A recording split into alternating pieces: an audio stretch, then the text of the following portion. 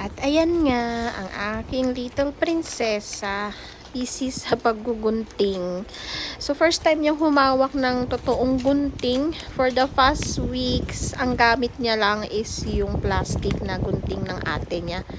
But now, since sobrang hilig niya talaga maggugunting at magkalat, sinubukan kong ipagamit sa kanya.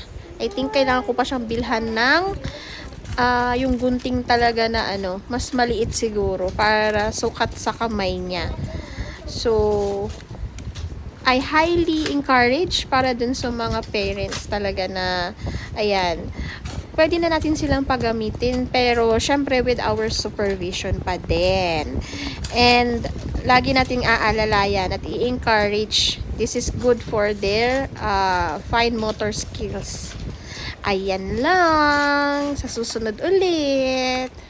Bye!